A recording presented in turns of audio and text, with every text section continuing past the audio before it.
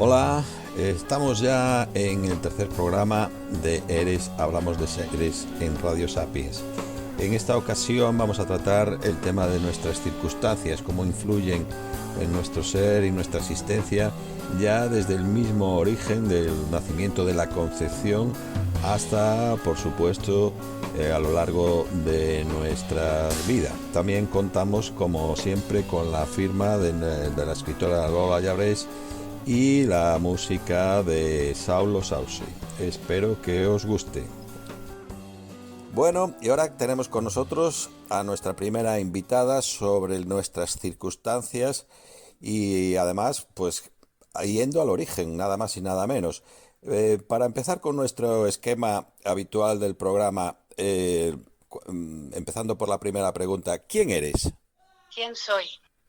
Soy un ser humano mamífero procedente de una familia que forma parte de un linaje que a su vez conforma una comunidad y forma parte de un medio ambiente ecosistémico del cual pues es. Y pues yo soy un organismo humano con Muy. todo lo que esto conlleva. Ajá. ¿Y cómo eres? ¿Cómo te definirías? Pues, ¿cómo soy? Sí, ¿cómo es tu carácter, tu forma de ser? ¿Cómo te describirías en ese sentido? Pues creo que soy el producto, por decirlo de alguna manera, o el resultado, me gusta más. Soy el resultado de mis circunstancias, desde el momento en que fui deseada por mi padre y por mi madre, y creo que yo soy esa energía que en ese momento en que el óvulo y el espermatozoide se encontró, empezó a tener una pulsación vital del cuerpo de mi madre. Soy el resultado de toda esa gestación, soy el resultado de todas las vivencias anteriores, también de mis antepasadas y antepasados. Soy también esa niña que nació por un parto vaginal en un entorno que fue el que fue y que a partir de ahí también tuvo unas vivencias que fueron las que fueron.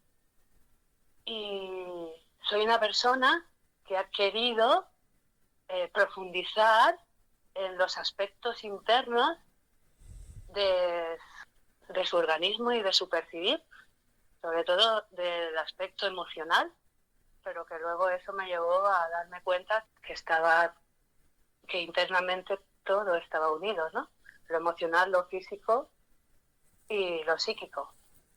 Y soy una persona que se ha dedicado a investigar en base a sus propias preguntas internas, pues todo relacionado con el proceso de desarrollo madurativo humano y las necesidades biopsicológicas de nuestras criaturas y familias.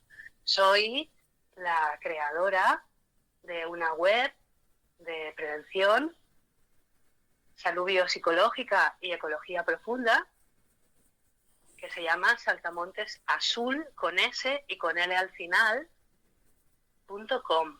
Y como a mí me gusta decir, soy la mamá de criaturas.org, que es un documental de libre divulgación, fruto del trabajo preventivo e informativo de activista, que yo le llamo porque es un trabajo de activista, mayormente altruista, gran parte altruista.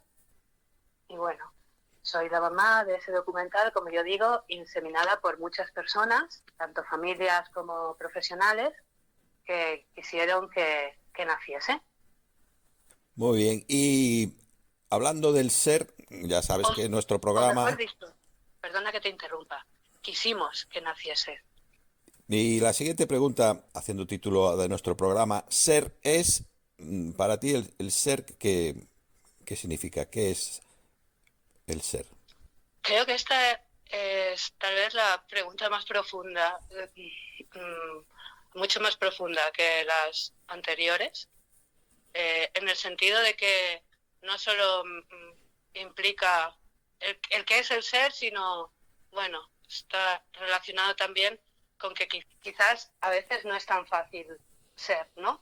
Y igual no todos estamos en la misma posición a la hora de ser y decidir ser, partiendo de que para ser, primero necesitamos tener unas necesidades básicas cubiertas y una libertad de elección también, ¿no?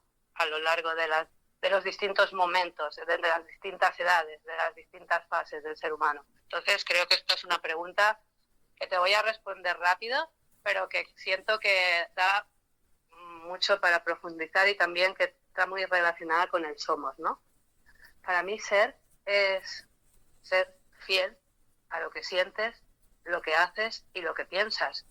Para mí eso es ser, eso es ser.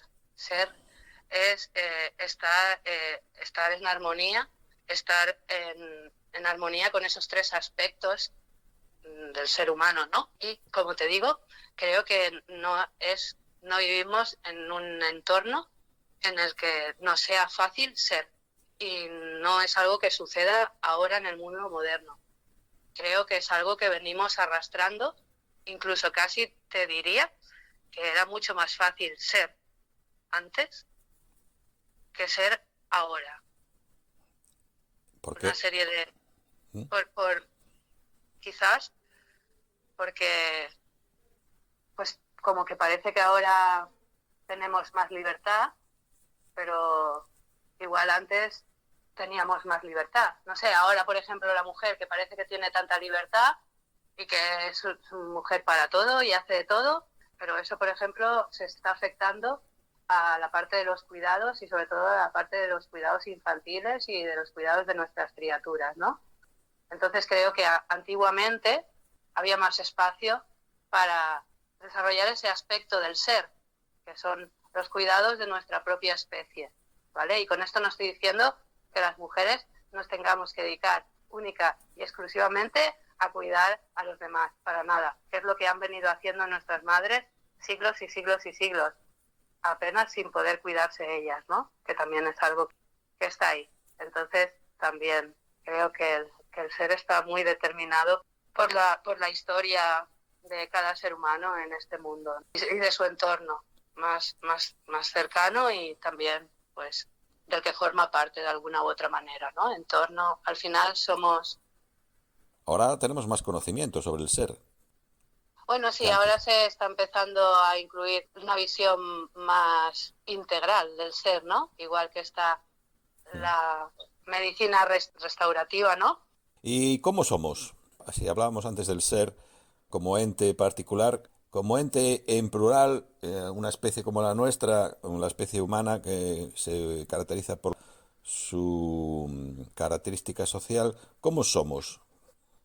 Pues yo creo que somos organismos diversos, fruto de familias y de entornos diversos y que además, ¿no? Como ya he dicho, pues también llevamos atrás todas esas historias de nuestras familias, de nuestros pueblos, de nuestras comunidades y todas y todos y todes al mismo tiempo conformamos o somos parte de un gran ecosistema, ¿no? Al final somos pulsación de vida, ¿no? Somos seres vivos que formamos parte de un gran ecosistema del que cada uno de todos esos seres vivos somos igual de necesarios. De alguna manera somos los que estamos dando, conformamos, ¿no? Hacemos que se dé el equilibrio natural de ese ecosistema. Pero justamente, pues estamos en un momento en que somos una especie que está al borde de su propia extinción. Y también somos una especie que, a diferencia de otras, se ha ido, vamos a decir, parece confundida y distraída, parece alejarse de su propia conciencia como especie. Ajá.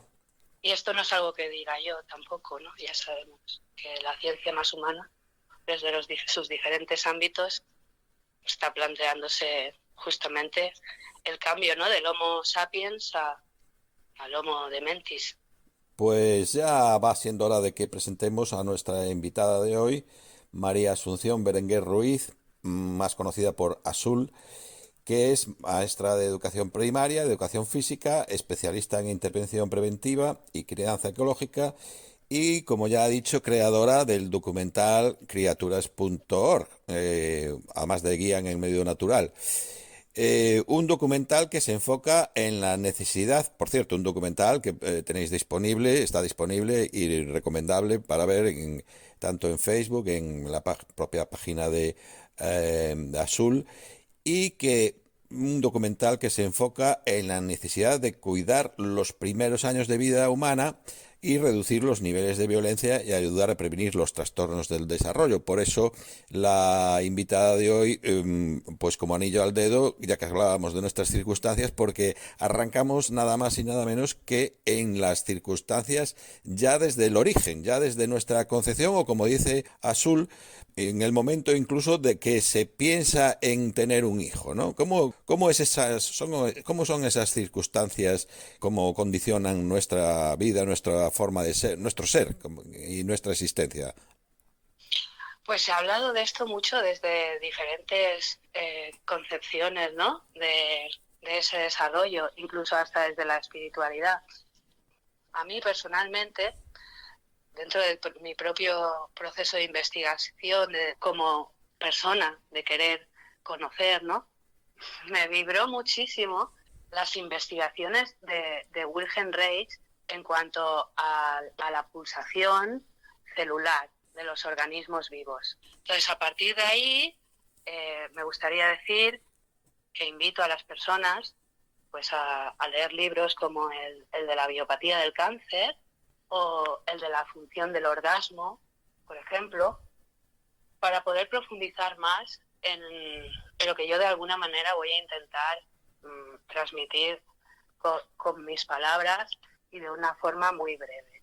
A mí lo que más me atrajo en torno a lo que me preguntas es el momento en que la célula y el espermatozoide se encuentran en ese acto sexual deseado, afectivo, donde hay un nivel de pulsación muy elevado, porque ambos organismos están expandidos.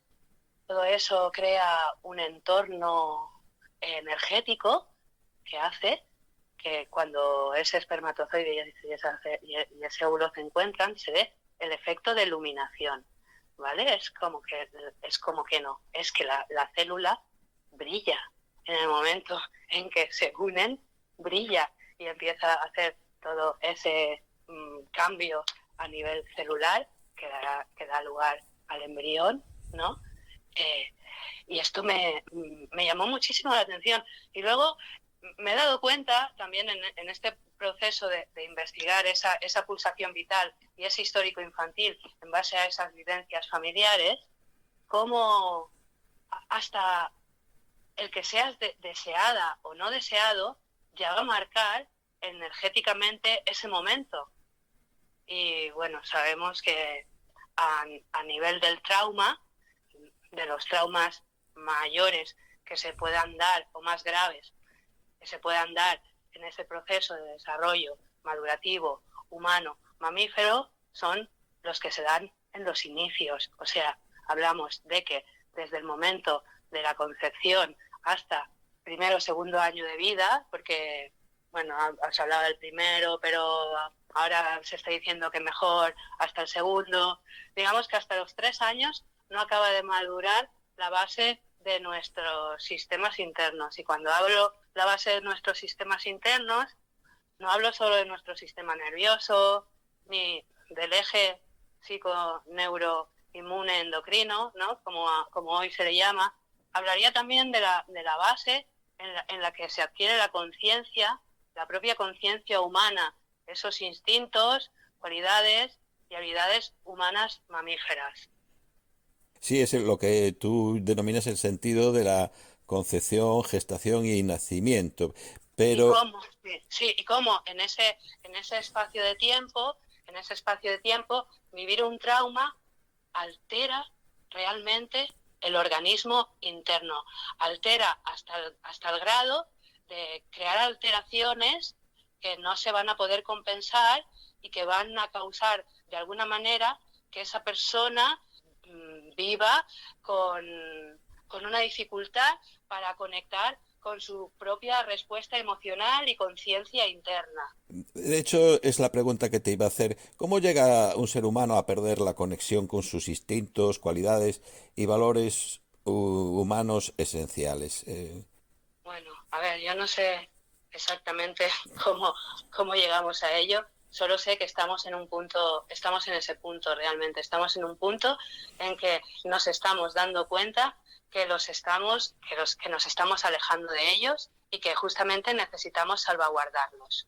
¿Vale? ¿Cómo? A ver, yo te puedo decir cómo yo creo que estamos llegando a ello. Cómo yo creo en base a, como te he dicho, soy una persona que siempre se ha querido preguntar sobre sí misma y que gracias a que he podido entrar en contacto con la obra de otras personas a lo largo de la historia de la humanidad que también han querido, pues de alguna manera, conocer esos aspectos internos del ser humano y al mismo tiempo también conectados con esa parte espiritual, pues de alguna manera intentamos responder esa pregunta del ser humano, de cuál es el sentido del ser humano, ¿no? También si tú te preguntas por el sentido del ser humano, es porque eres una persona reflexiva y creo que a los seres humanos nos diferencia justamente de los primates esa capacidad, ¿no?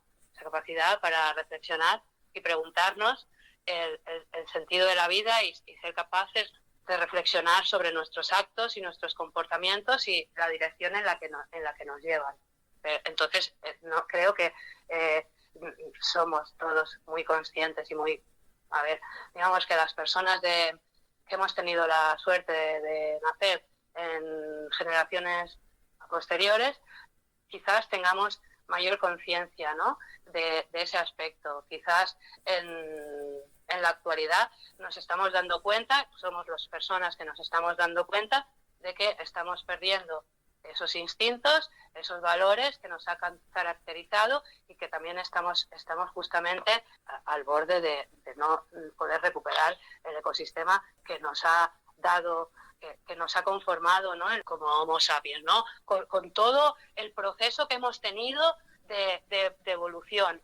En mi opinión, creo que hubo un momento en que nos empezamos a alejar de forma más rápida de nuestro propio entorno. Creo que al final el entorno es lo que determina. Y no lo creo yo, sino porque es que además hasta en la propia vida, nosotros, cuando estamos en el útero de nuestra madre, podemos tener una genética determinada, una genética que aporta un padre y que aporta una madre. En lo que sería, estoy hablando de un nacimiento que no es, de una fecundación que no sea in vitro, por ejemplo, ¿no? O sea, una fecundación con amor entre dos personas, ¿vale?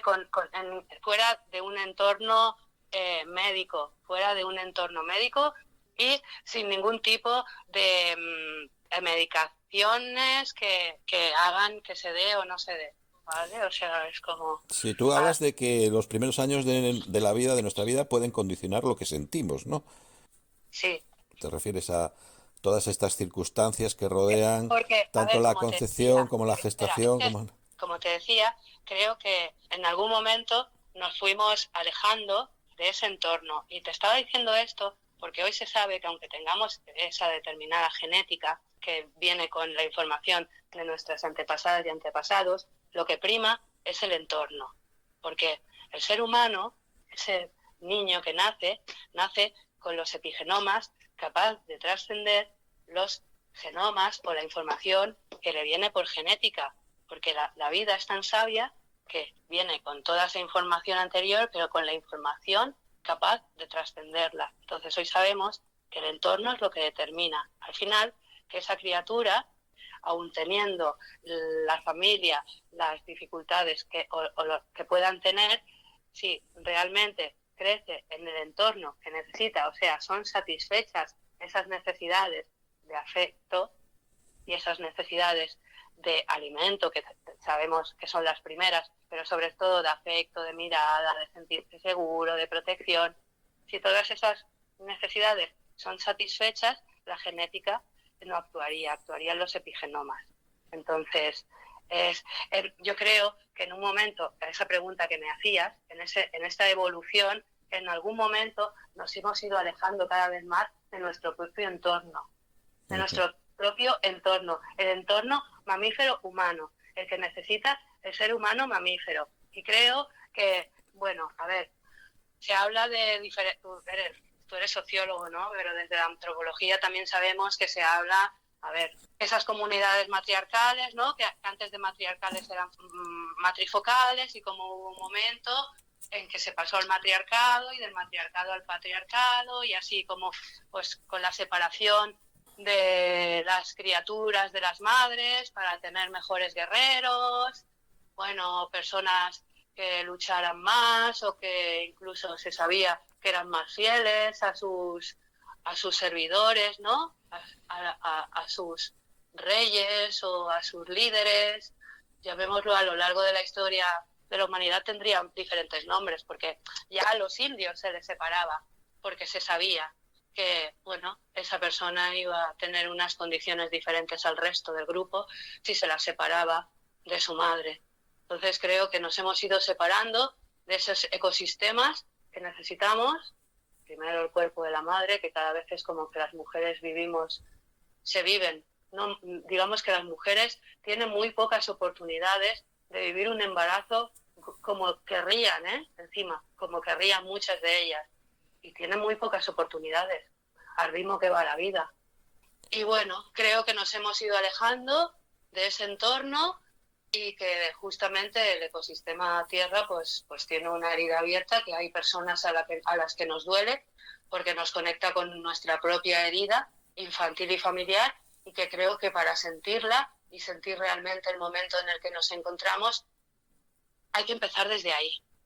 Y que cuando tú empiezas desde ahí, realmente tú sí que eres consciente y vas a querer conocer cuáles son esas necesidades madurativas infantiles de los bebés humanos y de nuestras familias humanas, porque realmente lo sientes porque has conectado también con tu propia historia.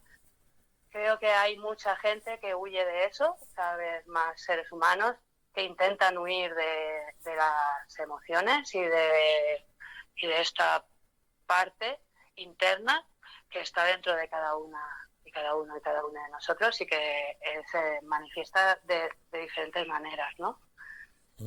Pues enfermedades o trastornos.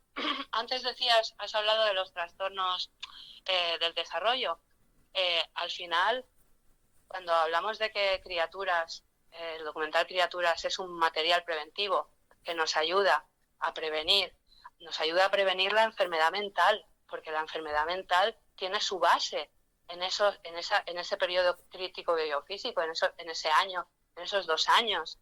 Si no hay ese recogimiento, porque ya no es lo que vivas, no es lo que vayas a vivir, no, lo que vives no es el trauma es que lo vivas, y lo vivas con dolor y en soledad. Ese es el trauma.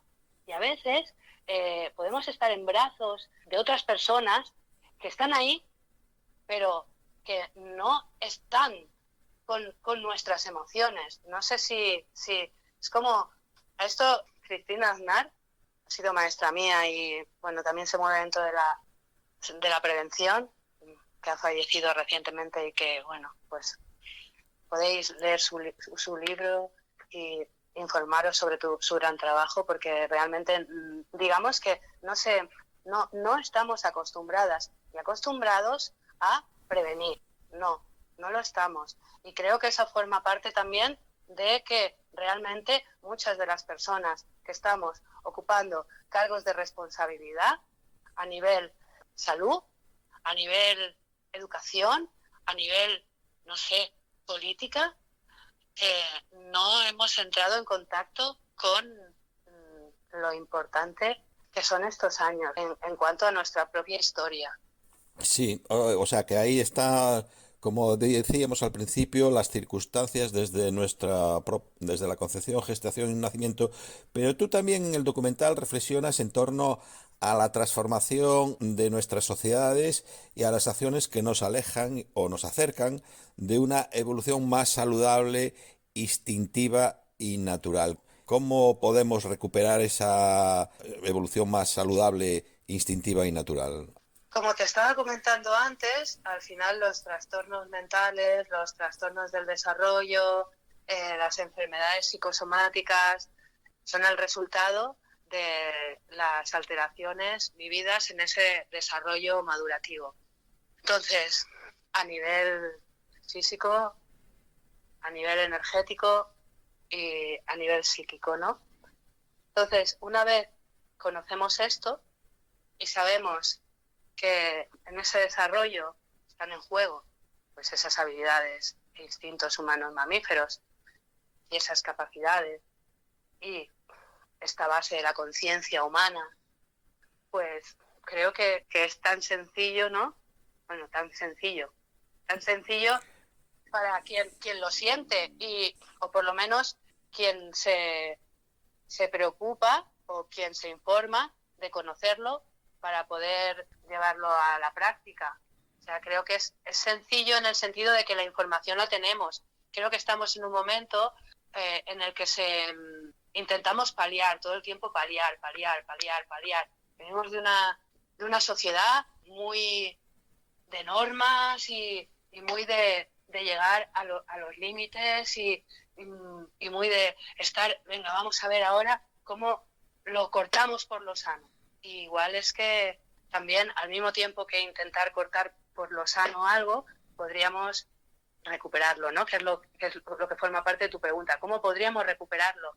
¿Y cómo podemos prevenirlo? Porque también se puede prevenir. La manera de recuperar es conocer ese desarrollo madurativo. Como especialista en intervención preventiva, te diré que hay aspectos que se pueden compensar.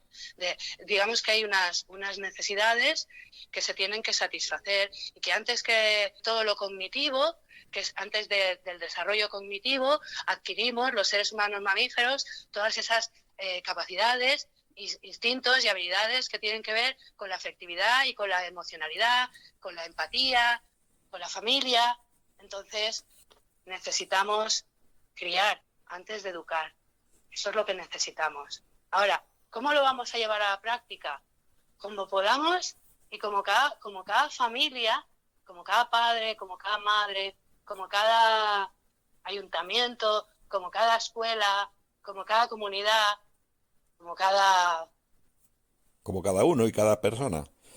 Como cada grupo de personas que convivimos dentro de un espacio, podamos. Y te diré que sabemos, pues necesitamos ese vínculo seguro con el cuerpo de la madre hasta los 3 años, ¿vale? Porque yo he hablado del periodo físico-biofísico que se alarga hasta los 2, pero es que realmente hasta los 3 años el ser humano vive una diada biológica que asegura la maduración, su maduración base. Por eso es tan importante ese espacio inicial, el más importante, y desde ese momento en que tú eres ya o no deseada, porque el que seas deseado o no ya está marcando que esa familia se esté preparando o no se esté preparando, por ejemplo, para todo lo que va a venir después, porque es, bueno, traer vida a este mundo es una de las vivencias más trascendentales en la vida de una persona, de un ser humano. Es prácticamente un milagro. Sí, aquí parece que la vida no es muy abundante por lo que vemos en el universo y es un milagro, este milagro de la vida. Y con esto, pues nada, ya llegamos al final de nuestra entrevista, de los orígenes de nuestras circunstancias, cómo condicionan ya desde los primeros momentos nuestra vida. Azul nos ha insistido sobre esa importancia, esa trascendencia. Continuamos después con otra entrevista que desarrolla también con un gran especialista en nuestras circunstancias, como fue Ortega y Gasset. Muchas gracias, Azul, por tu colaboración sobre nuestras circunstancias y que tú has reflejado muy bien la importancia ya en nuestra propia concepción, gestación y nacimiento que tienen esas circunstancias. Muchas gracias, José, a ti también por crear espacios como este. Y continuamos con la segunda parte de nuestro programa referido a nuestro patrimonio cultural sobre el ser y la existencia. Para hablarnos sobre el ser, sobre nuestra existencia y sus circunstancias, contamos con un invitado de honor como es Jaime de Salas Ortueta, que además de filósofo y ensayista, es el director del Centro de Estudios Orteguianos de la Fundación José Ortega y Gasset. Jaime de Salas Ortueta ha escrito trabajos sobre Henry Bergson, sobre Hume, por supuesto sobre Ortega, y es profesor emérito de filosofía. Muchas gracias por tu colaboración y brindarte a esta entrevista, Jaime. Al contrario, bien hallado, muy contento de que podamos conversar. Sobre todo estas cuestiones que normalmente no salen en los medios y son, en cambio, determinan tanto nuestra vida y nuestra existencia, como dice el eslogan de este programa. ¿Qué nos puedes decir de la obra de Ortega y Gasset sobre el ser y la existencia humana? Pues yo diría dos cosas muy relacionadas, pero también bastante distintas. Es decir, por un lado, creo que tienes razón, Ortega es un clásico, y además un clásico cerca de nosotros en el tiempo, y aunque haya pasado ya más de 50 años de su muerte, y cerca de nosotros porque escribía en español, que es una gran cosa, porque contribuyó mucho al desarrollo de una filosofía académica. Nosotros, los de humanidades, estamos pues muchas veces en la disyuntiva de que nos coman las prácticas de los científicos, entre otros el comunicarse en inglés. En la ciencia eso está muy bien, pero cuanto a las humanidades y en cuanto al pensamiento más cotidiano, pues nuestra lengua es nuestra lengua, y tener esto de alguna manera reflejado en español es muy importante. Bueno, pues volviendo al principio, dos cosas fundamentales de Ortega. Por un lado, su presencia como intelectual. Entonces,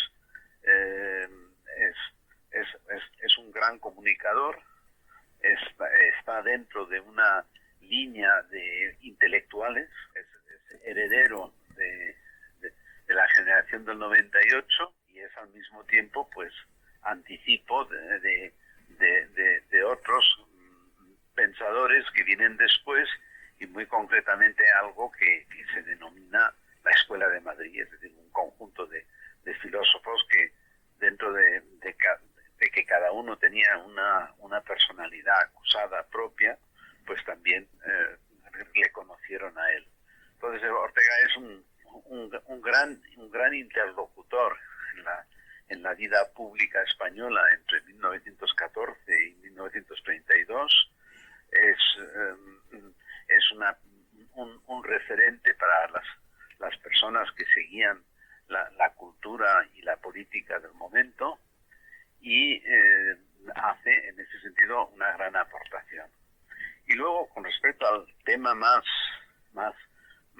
profundo del ser y la vida, del ser y la existencia, pues él tiene una trayectoria ya propia, filosófica, de recepción y de diálogo con los filósofos, o con algunos de los filósofos más importantes de su momento, como Husserl, como Heidegger, y tiene su propia posición, que va definiendo a lo largo de varios decenios, con obras realmente muy interesantes, y en ese sentido, pues siendo español por la lengua en que escribía, porque su público era básicamente español, también era un hombre europeo por moverse en grandes discusiones del momento. Parafraseando al propio Ortega y Gasset, cuando dijo aquella famosa fórmula de que yo soy yo y mi circunstancia, y si no la salvo a ella, no me salvo yo, el hombre debe ocuparse de su propio ser, y para esto debe no solo conocer, sino además asumir su circunstancia y ocuparse de aquello que lo envuelve, pues teniendo en cuenta que Ortega nació en 1883 y murió en 1955, le tocó toda la Primera Guerra Mundial, la Segunda Guerra Mundial, la Guerra Civil Española. ¿En qué sentido crees que pudo influir, estas circunstancias pudieron influir en el pensamiento de Ortega desde un enfoque existencialista, pesimista, optimista? ¿Cómo crees que era esa concepción, esa cosmovisión de José Ortega y Gasset en función precisamente de sus circunstancias? Yo creo que tenía una visión, yo diría, optimista de nuestra existencia, para entendernos, naturalista, es decir, en el sentido de que no apelaba a ninguna instancia trascendente, no es un hombre pues que, por ejemplo, pues como Santo Tomás o como el propio Leibniz, que piensan en un Dios creador. Él está completamente en la línea de que la humanidad vive su propia historia, colabora en ella, también la historia aporta a la humanidad lo que puede llegar a aportar, y entonces dentro de eso pues hay épocas mejores, hay épocas peores, hay épocas de crisis y también que también son épocas de renovación. Hay, por así decirlo, un optimismo o escepticismo relativo a la capacidad que el hombre puede tener de conocer, aclarar, diagnosticar y resolver los problemas que tiene delante. O sea, apelando a nuestra naturaleza, ¿no? No, a nuestra naturaleza, y también a nuestro, cuando se dice naturaleza, él llega a decir, el hombre no tiene naturaleza, tiene historia. Y es uno de sus digamos, frases muy conocidas, pero cuando yo digo apelando a la naturaleza, quiero decir que no está apelando a ninguna instancia trascendente. Entonces, bueno, pues en ese sentido, él entendía que lo que sí es importante es la comunicación humana.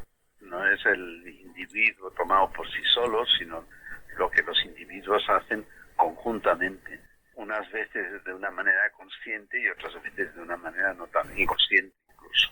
Esto me recuerda a su famosa obra La rebelión de las masas, donde analiza la sociedad moderna y plantea su preocupación por el surgimiento de una masa conformada por individuos mediocres y conformistas que carecen de una verdadera personalidad e independencia. Es decir, tenemos que hacerlo entre todos, pero claro, otra cosa es esa cultura de masas en la cual las opiniones y gustos de la mayoría prevalecen sobre los valores y criterios individuales, esa masificación que lleva a la homogeneización de la sociedad y a una pérdida de la excelencia individual.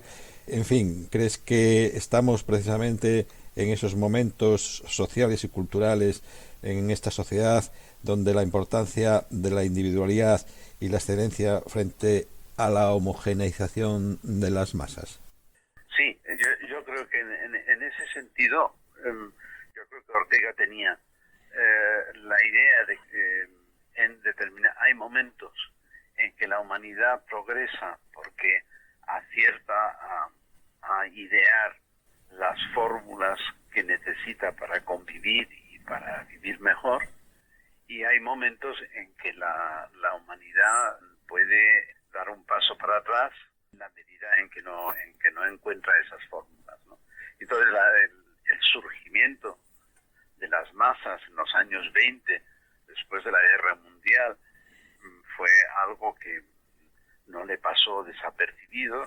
Yo creo que verdaderamente lo que tenía más presente era la situación de Italia, de una manera más amplia y un poco más imprecisa, se convierte en un tema de reflexión de Ortega a lo largo de todo el resto de su obra. Y como bien has dicho, él escribe la reunión de las masas en el año 30 y muere en el año 55. Bueno, pues en esos 25 años, además de la reunión de las masas, sigue pensando, sigue leyendo sobre esto y da un ciclo de conferencias, o mejor dicho, da varias veces en versiones distintas de un mismo ciclo de conferencias. Él está muy pendiente, tanto tú como yo, como alumnos de políticas, de políticas y de sociología, sabemos que esto es una de las obras, por supuesto, no acabadas por el propio Ortega, pero que en realidad pues tienen mayor envergadura. El hombre y la gente, las meditaciones del Quijote y la reunión de las masas quizás sean obras así más relevantes relacionadas con nuestro ser. Pero es curioso porque escribe meditaciones del Quijote como teniendo como 30 años. Es un hombre joven que quiere darse a conocer en el mundo de Madrid como intelectual, y en definitiva se está dirigiendo y está moviéndose en un contexto mucho más nacional. En cambio, la reunión de las masas y el hombre y la gente son no solo obras de madurez, sino que también están pensadas para Europa en su conjunto. Es decir, eso es una faceta que no siempre se repara, que Ortega tiene un periodo en que continúa una tradición de pensadores que se mueven dentro de un contexto nacional, y la rebelión de las masas inicia otro periodo muy importante en el que ya no se ajusta tanto al mundo específicamente nacional, sino que piensa globalmente.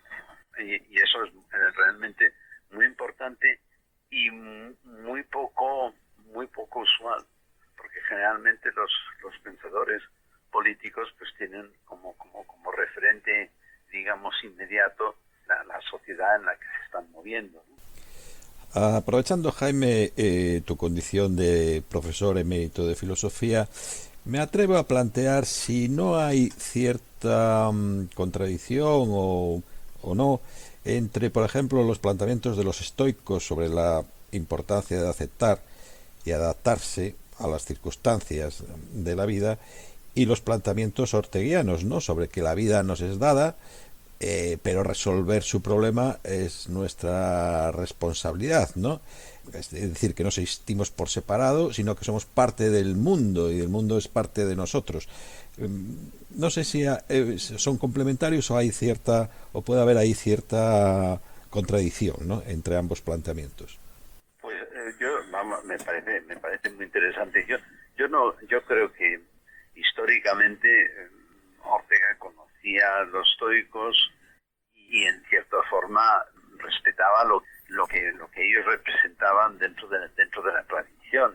Entonces eso vaya por delante. Pero diciendo eso, también hay que añadir que la situación, yo diría casi histórica, es muy distinto, porque en el fondo el mundo antiguo había democracias o había experiencias democráticas como las de Grecia, pero en general no era una sociedad, para entendernos, organizada democráticamente. Y en cambio el mundo de Ortega es post-revolucionario, entendiendo por post-revolucionario lo que ocurre a partir de 1789, y en ese sentido hay una opinión pública que no es puramente la adhesión a lo que siempre ha habido, sino que también refleja las aspiraciones de distintos grupos en la sociedad.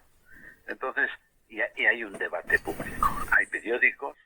Es muy importante en los 20 introducción de la radio. Sin radio ni Roosevelt hubiera sido Roosevelt, ni Hitler hubiera sido Hitler. Es decir, quizá hubieran tenido los mismos efectos, pero la radio tiene un efecto multiplicador muy importante. Entonces, y además se dirige a la opinión pública. Y hay la idea de que la opinión pública puede escuchar o no escuchar a unos u a otros. Es, en definitiva, un interlocutor a tener en cuenta. Yo creo que Ortega se movía mucho en este contexto con una, digamos, apelación en principio a la razón, a lo que podía resultar razonable, y además habría mucho más que en tiempos del estoicismo la idea de que nosotros hemos pasado materialmente a depender mucho más de la política que en el mundo antiguo. La política nos acoge, podemos nacer en un hospital, podemos pasar por un sistema de educación que es pública, vamos a recibir distintos apoyos a lo largo de la vida, en fin, y al final nos puede esperar pues una pensión de jubilación. En cierto sentido, nuestros destinos están de alguna forma muy vinculados a lo que la política nos puede ofrecer. Dentro de eso, Ortega, yo diría que es un hombre de liberal y con una valoración muy importante del papel del individuo. Es decir, eso sin lugar a dudas no se caracteriza especialmente por una posición que podríamos llamar socializante, pero el juego es ese. Es decir, y la esperanza que puede tener nos encontramos en la historia, y en la historia pues hay cosas que nos pueden permitir tener esperanza y cosas que podemos temer que la historia puede traer consigo. Pero precisamente esa delegación de funciones o esa política que, como bien dices, que ha pasado a tener mayor protagonismo que en la antigüedad, no pasa igual con otras instituciones, también como la educación, como la justicia, como la seguridad en la policía, en las fuerzas militares. Ahí no habrá cierta contradicción entre esa masificación de la que hablaba Ortega y, por otro lado, la individuación, ¿no? El individuo como ser que tiene que elegir, que tiene que vivir su vida de una forma propia, auténtica, y no dejándose llevar, precisamente. Como pregunta a mí personalmente, pensando en los últimos 50 años de los que yo puedo hablar en España, yo creo que en general las personas han tomado las posibilidades que han tenido y las han desempeñado en términos generales bastante bien. Es decir, yo creo que la gente, para entendernos, la gente trabaja mucho, aguanta mucho, se educa lo mejor posible, y cada generación pues acude a la sociedad como tiene que ser, con ilusiones. Eso a un nivel, yo diría, hay una conciencia implícita mejor probablemente que si uno se limitase a leer el debate político. Es decir, el debate político te da la idea de una sociedad muy enfrentada, que por supuesto esos enfrentamientos nadie los inventa, están ahí. Yo creo que en cuanto a lo que es la afirmación del individuo, creo que se ha mejorado bastante. Yo veo, por ejemplo, el gusto con que los españoles van fuera, conocen otros países, quieren aprender.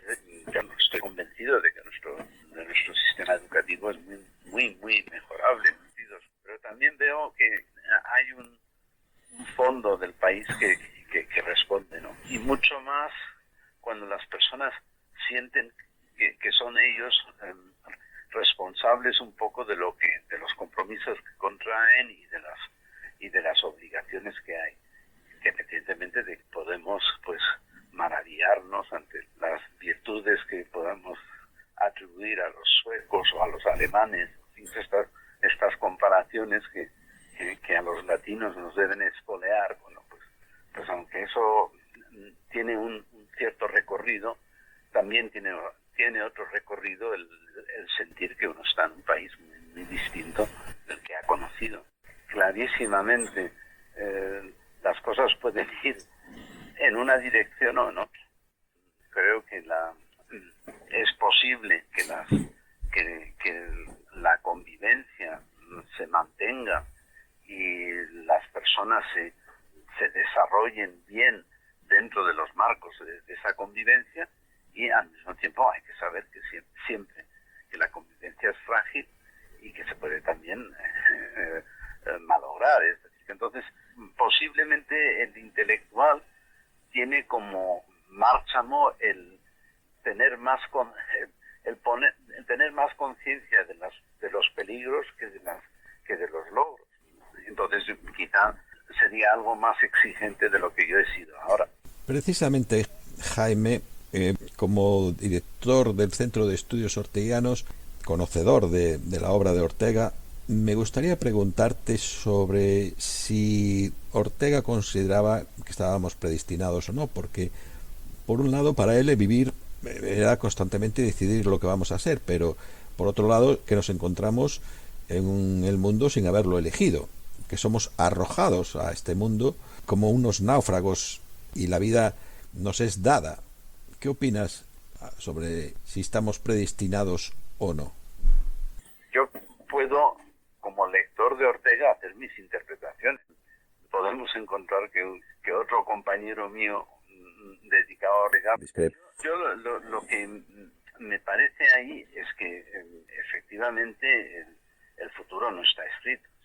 ¿Quién nos iba a decir hace 5 años que íbamos a experimentar el COVID? Una cosa, para entendernos, de ciencia ficción. Un guionista podría imaginarse una situación como la que hemos pasado colectivamente, pero realmente hubiera parecido pues casi una ocurrencia de un guionista o más que algo que hay. Como suele decir Jaime, muchas veces la realidad supera la ficción, ¿no? Desde luego. Entonces yo creo que hay que tener esto muy, muy en cuenta, porque realmente tomado así, el futuro es siempre un enigma. Dentro de eso, uno tiene inclinaciones. Y además hay algo que depende muchísimo de la personalidad de cada uno, de tener la disposición de enfrentarse con los problemas o al contrario. Y yo creo que eso remite a la ética de cada persona, pero que al mismo tiempo tiene mucho que ver con la disposición. Es como una familia que se puede perder en discusiones sobre una pequeña herencia. Al contrario, tener un acuerdo entre todos, no de ignorar las posibles divergencias, sino de saber llevarlas bien y estar por encima de ellas. Ortega apela a la responsabilidad, pero vuelvo a decir, no vemos demasiada irresponsabilidad. Hablo del cambio climático, hablo de cómo estamos, lo de la pandemia que mencionaste tú, lo de las guerras. La responsabilidad, en ese sentido, por eso te preguntaba, Ortega, desde el 55 de que fallece hasta ahora, la responsabilidad, ¿hemos ido en el buen camino o hemos ido en el mal camino de la responsabilidad? Hay algo que Ortega entrevé, pero que para nosotros es como clarísimo, que es que vivimos en un mundo globalizado, incluso mucho más de lo que él podía hacer. Entonces, cuestiones como el cambio climático, pues son verdaderamente cuestiones, en realidad, del mundo entero, y requieren decisiones que sean del mundo entero.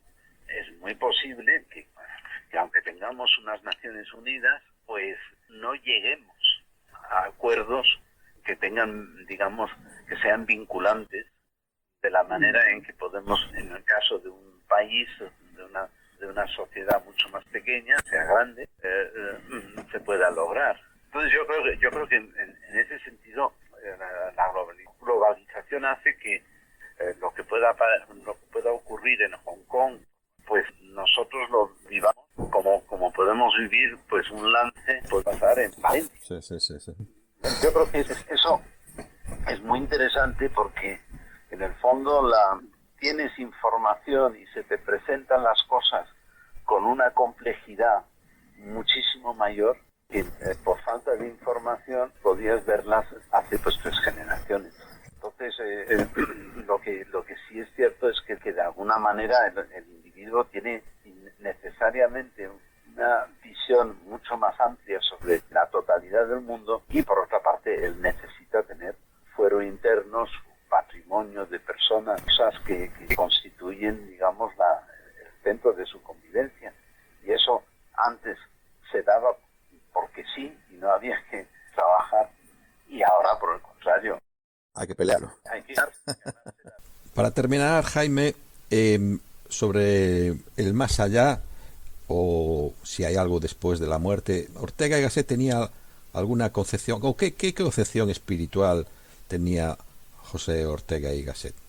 Él no desarrolla una teología de ninguna manera, y en ese sentido hay discípulos suyos que sí, por ejemplo María, se mantienen como agnósticos.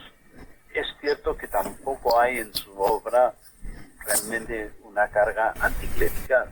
Bueno, un comentario que hizo en un momento determinado sobre lo que era de los jesuitas en su época, pero en términos generales, en una cuestión que era muy debatida en la sociedad española del momento, del laicismo o del clericalismo, pues él más bien se mantiene neutro en todo ello. Hay algunos textos, lo que sí hay es un reconocimiento de la importancia histórica ha podido tener la visión. Hay una visión certera y bastante compartida de que la modernidad es un proceso de secularización, que en algunos ámbitos la ciencia viene a ocupar el sitio que antes podía ocupar otras formas de resolver los problemas, pero en realidad, digamos, su esfuerzo político está mucho más dirigido hacia el desarrollo de una individualidad en el que no necesariamente cuenta mucho los aspectos, podríamos llamar, sobrenaturales. Pues muy agradecido, Jaime. El gusto es mío. Siempre es bueno el discutir y el dar vueltas a algo que uno cree conocer y que luego descubre que hay muchas cosas todavía.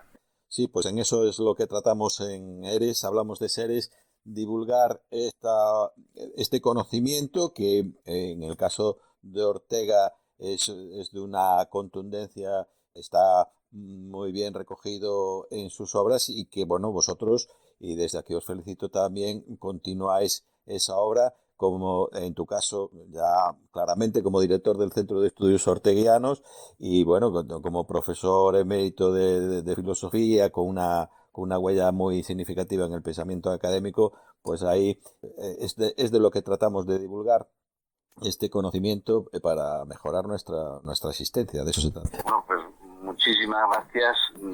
Aquí estamos a disposición no solo de ti y de lo que como compañero de estudios podemos querer tratar, sino de cualquiera que quiera de alguna manera acercarse, claro, exactamente, a pensar todo el tema. Exacto, pues de eso se trata. Muchas gracias, Jaime, un gran abrazo. Muchas gracias a ti, José, y hasta pronto. Bueno. Muchas gracias. Chao. Hasta aquí el programa de hoy.